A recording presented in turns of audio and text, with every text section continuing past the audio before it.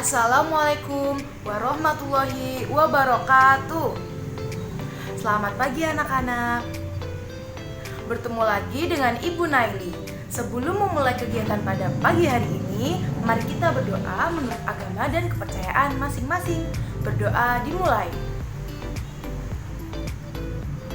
Berdoa selesai. Anak-anak, bagaimana kabarnya hari ini? Sudah pada sarapan? Sudah pada mandi belum? Nah, hari ini kita akan belajar tema 5, pahlawanku, subtema 2, pahlawanku kebanggaanku, pembelajaran 1 dan 5 di mata pelajaran IPS. Tujuan pembelajaran hari ini adalah yang pertama, siswa mampu memahami cara menghargai jasa para pahlawan.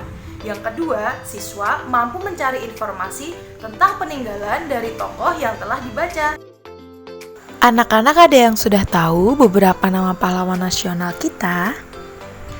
Ya, R.A. Kartini, Kapitan Patimura, Insinyur Soekarno termasuk salah satu pahlawan nasional kita.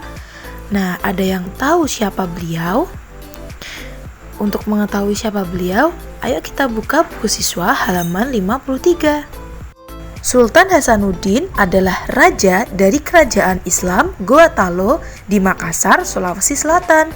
Oleh Belanda, ia dijuluki ayam jantan dari timur karena kegigihan dan keberaniannya melawan Belanda. Ia membela kepentingan kerajaannya dan kepentingan rakyatnya dengan gigih. Ia berusaha menegakkan kedaulatan dan memperluas wilayah kerajaan. Ia berhadapan dengan Arapalaka, Raja Bone yang dibantu oleh Belanda. Sultan Hasanuddin dikenal arif dan bijaksana. Beliau merasa sedih karena harus bertempur melawan keluarganya sendiri. Arung Palaka, Latenri, Tata Toerung sudah seperti saudara kandung sendiri. Sultan Hasanuddin mempertimbangkan bahwa pertumpahan darah di kalangan orang Makassar dan Bugis harus segera dihentikan.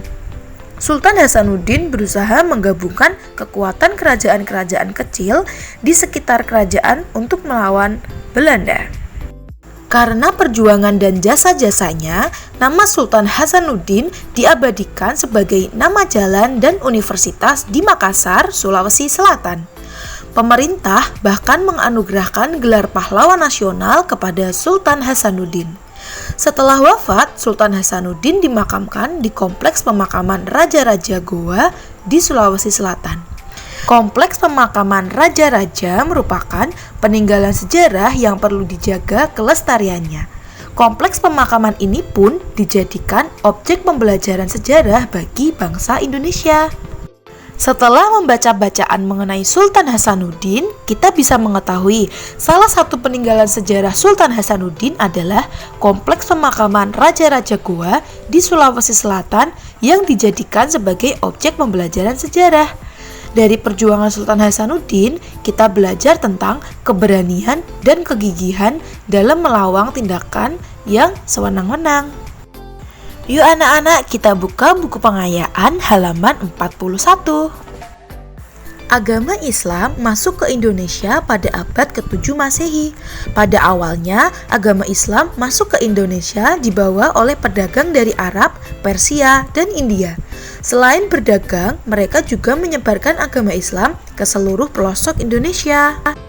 Agama Islam berkembang pesat di Indonesia pada abad ke-13 Masehi. Perkembangan agama Islam pada saat itu hampir ke seluruh pelosok Indonesia. Oleh sebab itu, Indonesia banyak terdapat kerajaan-kerajaan bercorak Islam. Kerajaan-kerajaan Islam tersebut banyak menghasilkan peninggalan sejarah yang bercorak Islam. Berikut adalah peninggalan sejarah bercorak Islam yang ada di Indonesia. Yang pertama, ada masjid. Yang kedua, ada istana atau keraton. Yang ketiga, seni sastra. Yang keempat, nisan dan makam. Yuk anak-anak, selanjutnya kita buka buku siswa halaman 82. Nama asli Ki Hajar Dewantara adalah Raden Mas Suwardi Suryaningrat. Beliau lahir di Yogyakarta pada tanggal 2 Mei 1889. Raden Mas Suwardi Suryaningrat menamatkan pendidikan dasar di Yogyakarta dan sempat melanjutkan pendidikannya di Stovia. Stovia adalah sekolah kedokteran di Jakarta yang didirikan khusus untuk orang Indonesia. Kemampuannya berbahasa Belanda digunakannya untuk menuliskan kritikan-kritikan terhadap pemerintahan Belanda. Pada tanggal 3 Juli 1922, Ki Hajar Dewantara mendirikan perguruan taman siswa, yaitu sekolah nasional pertama bagi rakyat Indonesia. Taman siswa merupakan bentuk nyata perjuangan melawan penjajah, karena beliau yakin bahwa pendidikan akan membantu mencapai tujuan, yaitu kemerdekaan bangsa. Jasa Ki Hajar Dewantara sangatlah besar dalam dunia pendidikan. Beliau mendapat gelar Bapak Pendidikan Nasional dan tanggal lahirnya 2 Mei diperingati sebagai Hari Pendidikan Nasional. Dari bacaan tersebut, kita dapat mengetahui bahwa salah satu peninggalan sejarah Ki Hajar Dewantara yaitu Taman Siswa yang merupakan sekolah nasional pertama bagi rakyat Indonesia. Dan juga Ki Hajar Dewantara mendapat gelar sebagai Bapak Pendidikan Nasional. Baik anak-anak, pembelajaran hari ini sudah selesai. Jadi hari ini kita belajar mengenai 2 pahlawan nasional, yaitu yang pertama Sultan Hasanuddin, yang kedua Ki Hajar Dewantara. Peninggalan sejarah dari Sultan Hasanuddin salah satunya adalah Kompleks Pemakaman Raja-Raja Goa di Sulawesi Selatan. Lalu kita juga belajar peninggalan sejarah bercorak Islam di berbagai daerah, yaitu masjid, istana atau keraton, seni sastra, dan nisan atau makam. Lalu, pahlawan nasional kedua yang kita pelajari hari ini yaitu Ki Hajar Dewantara. Beliau diberikan gelar Bapak Pendidikan Nasional karena jasa beliau dalam dunia pendidikan sangatlah besar. Beliau pendiri Taman Siswa yang merupakan bentuk nyata perjuangan melawan penjajahan Belanda. Karena beliau yakin pendidikan akan membantu mencapai tujuan, yaitu kemerdekaan bangsa. Setelah mempelajari semuanya, anak-anak jangan lupa kerjakan buku siswa halaman 59 dan 83. Baik anak-anak, pembelajaran hari ini sudah selesai. Semoga materi yang Ibu sampaikan bisa diterima oleh anak-anak semuanya. Tetap semangat ya, walaupun kita semua belajar dari rumah. Tetap jaga kesehatan dengan mematuhi protokol kesehatan. Baik anak-anak, sebelum menutup pembelajaran pada hari ini, mari kita berdoa menurut agama dan kepercayaan masing-masing.